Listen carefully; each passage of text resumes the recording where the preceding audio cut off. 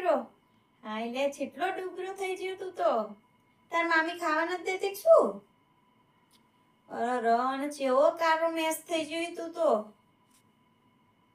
તાર મામી તડકાની હુઈ જેવો ઓલે બહાર જ કાઢી નથી દીધી શું? એસી બેસી નતું ચાલુ કરી આલતી તને? બાપા. અને તાર મામા કોઈ દી બરફ ખાવા લઈ જાય કે નહીં તને? હોટલમાં પીઝા ખાવા કે નહીં? ચીંગુસી જ છે તો ખબર જ હતી નહીં લઈ ગયા હોય. અને બેટા તાર મમ્મી ને તાર બા ને બધા મારી વાતો કરતા હતા કે નહીં? તાર માં જેવો જ છે અસલ. ખબર બધી હશે પણ ભણાયેલો હશે કે કઈ કહેવાનું નહીં ઘરે જઈને.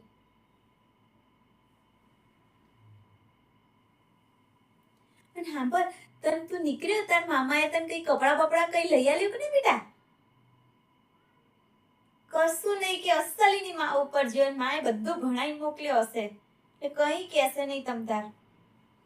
અને બીજું સાંભળ ને તમે નીકળ્યા હતા તારા મામાએ તાર મમ્મીને કેટલા પૈસા આપ્યા નીકળતા ટાઈમે? એના કરતા આપણી ફિયા કેવી સારી નહીં આવે એટલી વાર તારા માટે રમકડા ને ખાવાનું ને કેરીઓ ને કેટલું લઈ લઈને આવે છે ફિયા નહીં બેટા? તારા મામા એવા જ છે કંજૂસ.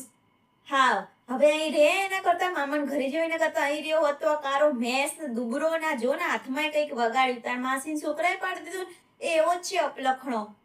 તાર માસી જઈ કે રોકાણી હજુ અઠવાડિયું રોકાવાની છો? બાપા એના તો પરબારું આખું વેકેશન પતાવી નાખું ઘરે શાંતિ કામકાજે ના કરવું પડ્યું ખાવા મળે અને બીજું શું ઘરનું કરિયાણું બચે. હા બેબી તો ચીંગુસે તાર મામા કરતા તાર માસી બહુ ચીંગુસે. લે હા લે બટા આઈ ગયો અહીં શાંતિથી રે આપણે કોઈ ઉપાધિ નહીં અહીંયા. હો લે બટા.